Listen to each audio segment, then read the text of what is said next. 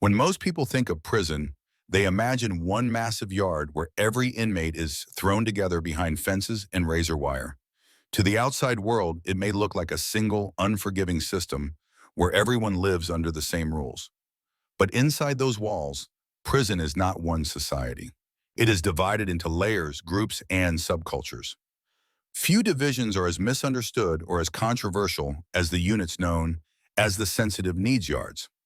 Sensitive needs yards are sections of prison created for inmates who cannot survive in the general population. These inmates are removed from the larger yard because of the threats they face or the roles they once played.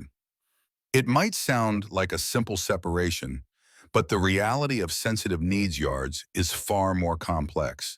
They are not simply safe havens. They are worlds of their own, with their own codes, their own dangers, and their own politics.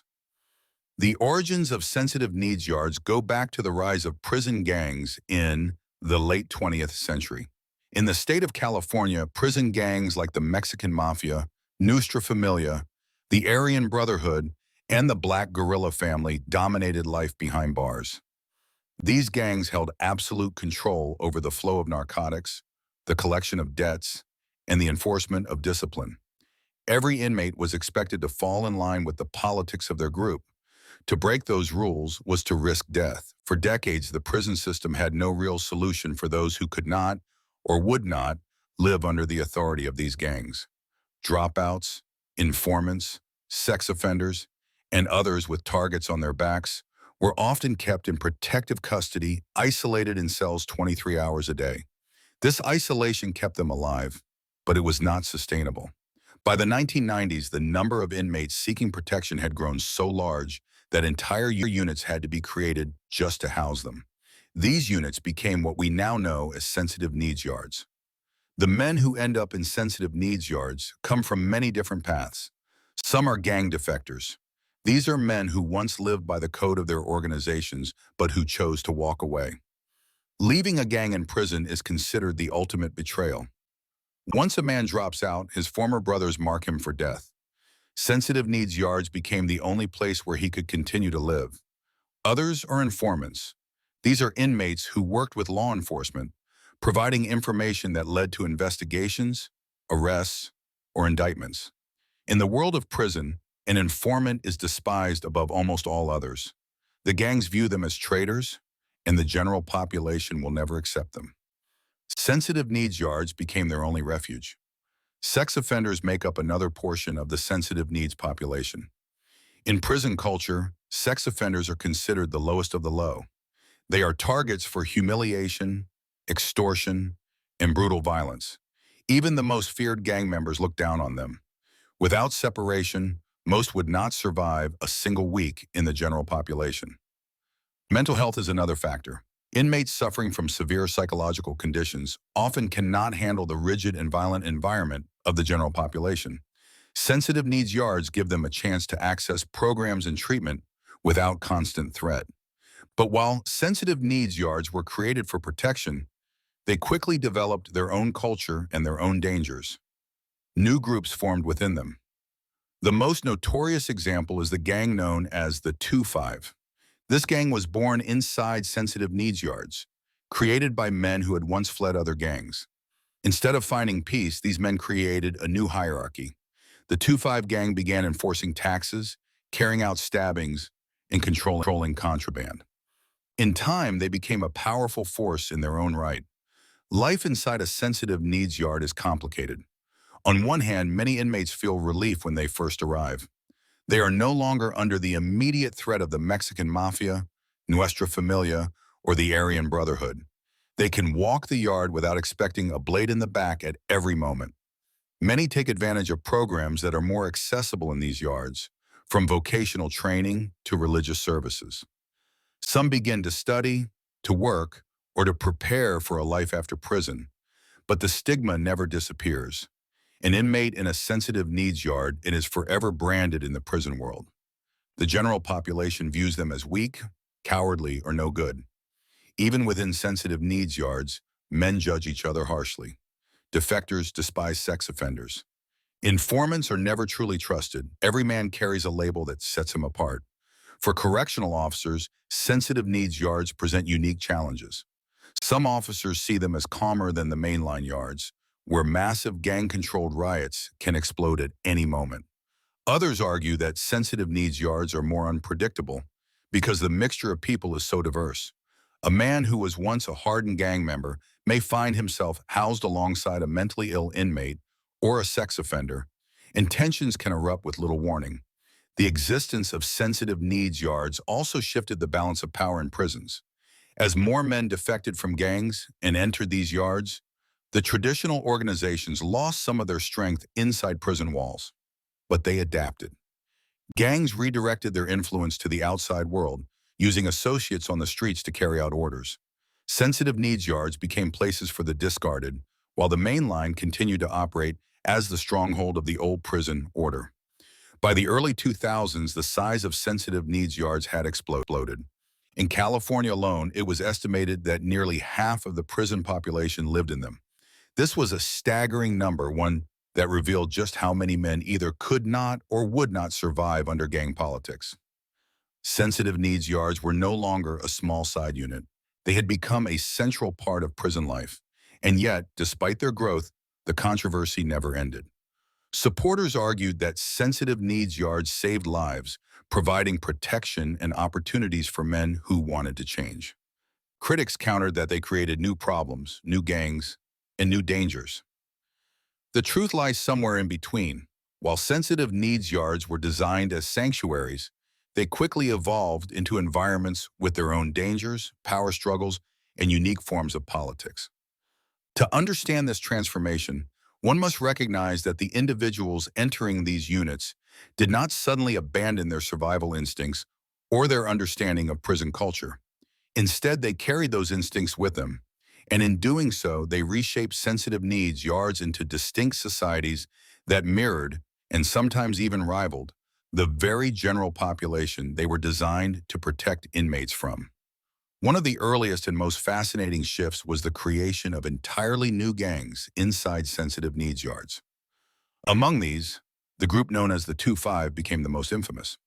Born in the early 2000s, the 2-5 emerged from men who were either defectors from major prison organizations or individuals who had never been allowed to integrate into the general population. These men, often labeled as informants, outcasts, or predators, found themselves side by side in sensitive needs yards. Out of necessity, they bonded together. The group's name, whispered throughout the prison system, quickly spread as both a warning and a claim of power. The irony of the 2-5 gang is that it was founded by individuals who had originally sought protection from the brutal hierarchies of mainstream prison life.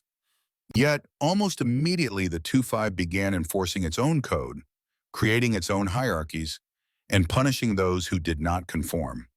Reports began to surface of violent assaults, extortion schemes, and even orchestrated stabbings within sensitive needs yards, all carried out by the very men who had supposedly left behind the politics of the yard. Sensitive needs yards were no longer places of safety alone. They had become battlegrounds with their own set of rules. At the same time, prison officials faced unprecedented challenges. Housing thousands of men in sensitive needs yards meant that these units were no longer small, hidden wings of the prison system. They were sprawling communities that often outnumbered general population yards. Correctional officers had to learn new codes, monitor new alliances, and anticipate violence from groups they had never even heard of a decade earlier. Sensitive needs yards became laboratories of change, revealing just how adaptable prison culture truly was. For inmates, life in a sensitive needs yard was complex. On one hand, the threat of being hunted by their former organizations was reduced. On the other hand, the stigma of being in a sensitive needs yard carried its own weight. Within prison culture, sensitive needs yard inmates were often branded as weak, as informants, or as men who had broken the sacred codes of loyalty. Letters from the outside, conversations in visiting rooms, and whispers across fences reinforced this stigma. Many general population inmates considered sensitive needs yard prisoners to be beyond redemption. Yet not every story in sensitive needs yards was one of violence or corruption. For some, these yards became places of unexpected transformation. Men who had spent decades steeped in gang politics found themselves for the first time free from the expectations of their old affiliations. In this space, some chose to pursue education, religion, or vocational training. A few even became mentors, guiding younger inmates away from the cycles of violence that had once defined their own lives. Sensitive needs yards, in this sense, became paradoxical places, simultaneously dangerous and liberating, stigmatized yet full of potential. One striking example is the testimony of men who had once been high-ranking gang members, but later chose to debrief and transition into sensitive needs yards. Their accounts reveal the constant tension between fear of retaliation and the desire for a new beginning. Many describe sleepless nights, watching doors and windows for threats, even within sensitive needs units. The haunting reality was that escape from gang life was never absolute. The reach of these organizations could extend across walls, through letters, and into the very spaces designed to shield defectors. In the 21st century, as the population of sensitive needs yards grew, so too did public awareness. Journalists, criminologists, and even families of inmates began to question whether these units truly provided safety or if they had simply created new arenas for violence. Some reform advocates argued that sensitive needs yards were essential to reducing overall bloodshed in prisons. Others insisted they were merely bandages placed on deeper wounds, failing to address the root causes of gang control and prison violence. Despite the controversy, one thing became clear.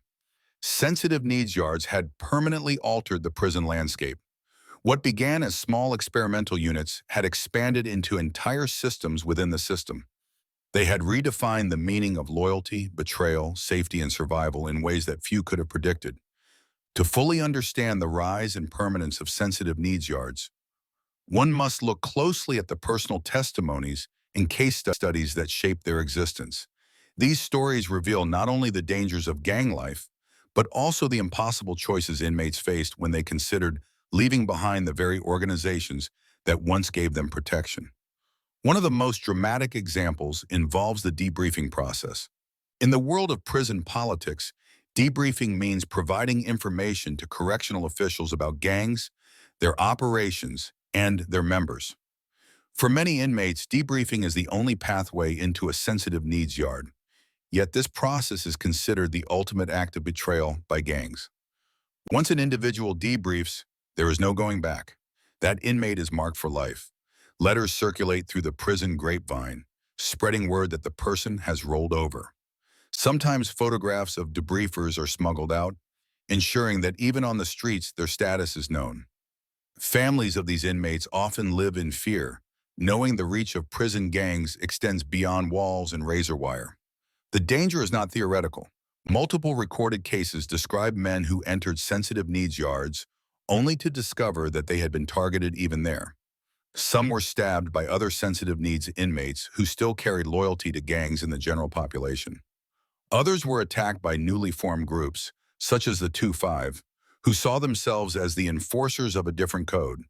This blurred the line between safety and danger, leaving many debriefers trapped in a limbo of paranoia.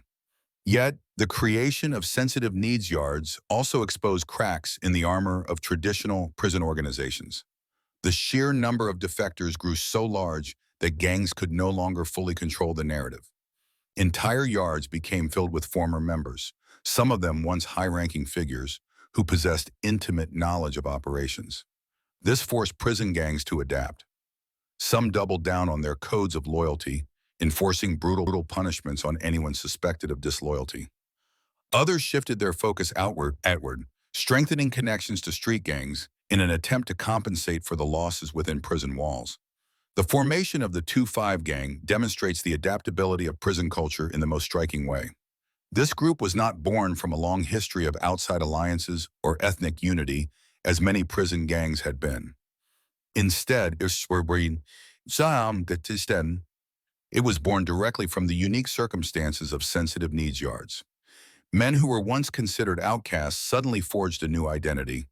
The name 2-5 became feared and hated by some, respected by others. The group quickly spread through sensitive needs units across California, using intimidation, violence, and extortion to establish control. By the mid-2000s, officials acknowledged that the 2-5 gang had become one of the fastest-growing prison groups in the system. For correctional officers, this created a complex and dangerous reality. On paper, sensitive needs yards were meant to reduce violence. In practice, officers found themselves patrolling yards filled with men who carried as much potential for violence as any general population yard. Training materials had to be rewritten. Intelligence units had to monitor not just legacy gangs like the Mexican Mafia, Nuestra Familia, and Aryan Brotherhood, but also emerging groups that had no parallel on the streets. Sensitive needs yards became unpredictable, and officers often admitted that they felt like they were working in a system within a system. But perhaps the most overlooked aspect of sensitive needs yards lies in the psychological burden carried by the inmates themselves. For men who had defected, every day was lived under a cloud of suspicion. Trust was nearly impossible to build. Friendships were often temporary, shattered by rumors of betrayal or whispers of old loyalties. Many inmates described living with constant anxiety, unsure whether the man sitting next to them in the dining hall might attack them tomorrow. The human mind, already shaped by years of trauma and violence, was pushed to the edge in these conditions. There are also accounts of men who use sensitive needs yards as opportunities for transformation. In interviews, some inmates spoke of discovering faith, pursuing education, or attempting to repair broken family ties. These stories reveal the paradox of sensitive needs yards. They could be places of both relentless danger and unexpected redemption. One man, a former high-ranking member of a prison gang, described sensitive needs yards as the first time he felt free from the invisible chains of politics. For the first time in decades, he could choose to walk away from violence. Yet, even as he pursued a new life, he knew that outside the walls, his name was still marked. This paradox is what makes sensitive needs yards so unique. They are not simply extensions of prison. They are laboratories of human behavior, where loyalty, betrayal, fear, and hope collide in constant conflict. They are the shadows of the prison world, housing the men who could not survive in the open sun of the general population, yet who could not escape the shadows of their past either.